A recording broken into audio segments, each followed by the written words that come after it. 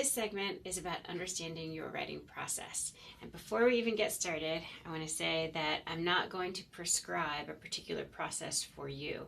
What's important about the writing process is that you reflect on what works for you, what doesn't work for you, what you'd like to do differently, what you do differently across different occasions for writing. I would also like to have this unit enable you to talk to each other about your writing processes. So perhaps you can borrow an idea from somebody else and experiment with it, and that will help you with your writing process. So again, I'm not trying to prescribe a particular writing process. These processes vary drastically across writers, across writing projects, and across different disciplines. The writing process in general has 4 stages. These are recursive and overlapping stages, so it's not linear and you don't move necessarily from one through the other. But in general, writers usually approach a writing project by thinking about a pre-drafting stage, where you're deciding what it is you're going to write and thinking about your writing project. Then you move into drafting, which is where you're actively writing.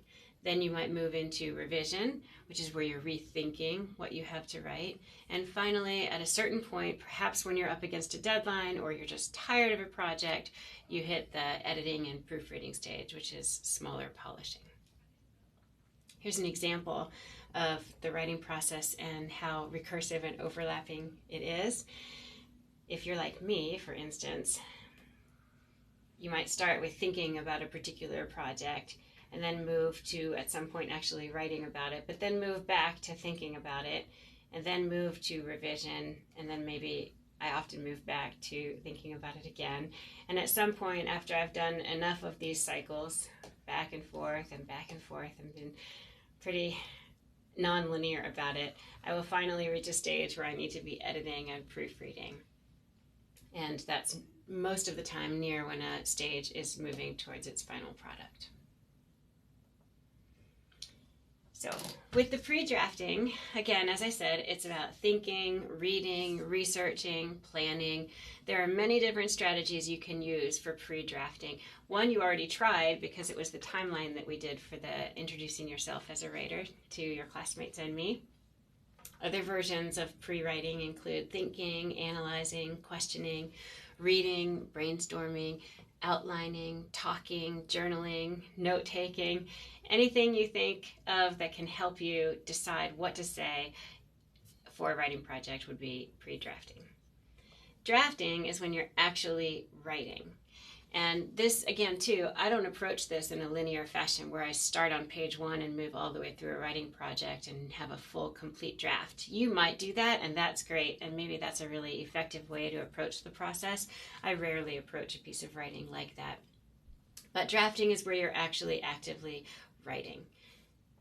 Revision, for me, is the hardest and most complicated aspect of writing. It's where you're doing substantive rethinking about what it is that you're saying and how you're saying it. It involves thinking about such aspects as reorganizing, adding material, deleting material, rethinking what you have to say. And then finally, there's the editing and proofreading, which is distinguished from revision because editing and proofreading is about the smaller kind of local changes. I find editing actually pretty easy.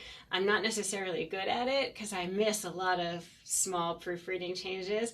I bet you've probably already found a couple errors on the course assignments, even though I've read them so carefully and other people have too. But anyways, I do like editing and proofreading though, because editing and proofreading involves looking at grammar, clarity, spelling, punctuation, sentence level issues, word choice. It's about polishing a piece of writing, and I find that to be fun. Revision I find hard and sometimes difficult because I'm not sure if I'm actually saying what I want to say or saying it how I want to say it. So I tend to spend a long time with revision and less time with editing. Maybe I should spend more time with editing. Again, here are the stages of the writing process. And I also wanted to point out at this time what the writing process doesn't include, which to me is a little more interesting than the 4 stages that I just spent time taking you through. What the writing process doesn't include are how writers feel throughout the process. So for me, generally, when I'm in the pre-writing, pre-drafting stage, I'm pretty happy. I love to think about writing projects, mull over ideas, spend time reflecting on what I want to say. That's really fun. I love to read what other people have written and do research. That's fun for me. The drafting stage, and even this revision stage, if I can collapse those for a minute, at this point, generally I tend to probably feel a little unhappy or scared. Somewhere probably at this arrow is when I'm most worried about a particular writing project, because I feel like I haven't thought through it enough, or I'm not ready to start writing, or I don't really like my ideas enough, or I don't know what I'm going to say, or I get caught up in what readers are going to think about what I've said, that they're not going to hear me, or they're not going to like what I said, or they're going to reject what I had to say.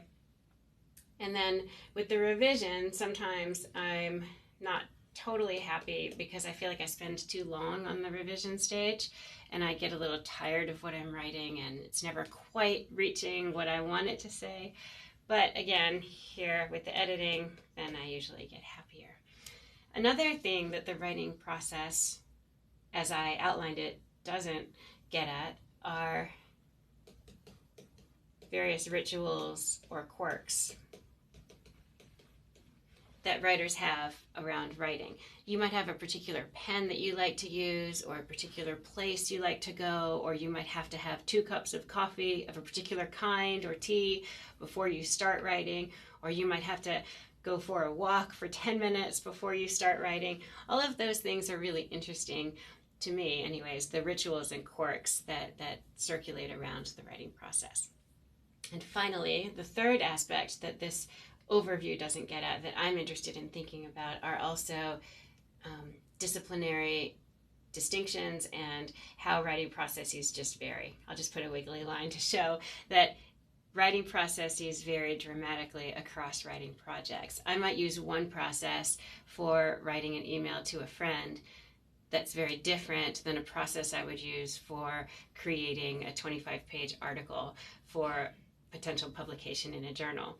The writing process you use for writing for this class might look pretty different than writing that you're doing for other classes or for your job or in your personal life. And the writing process that I do for scholarship in my discipline of writing studies and English literature might look really different than what my colleague in ecology does for articles in her discipline, or what my colleague in anthropology does for articles in his discipline. So I'd really like us to begin thinking about not just in general the writing process, but specifically about these 3 things. Oops, let's include that too.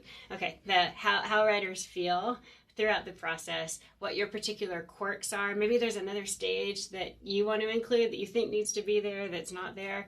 And then also how it varies across writing projects and across disciplines. So I invite you to please visit the discussion forum and have these conversations, share with each other these more interesting, unique aspects of the writing process. And also please watch the videos of our disciplinary consultants who will talk about the writing processes in their different disciplines.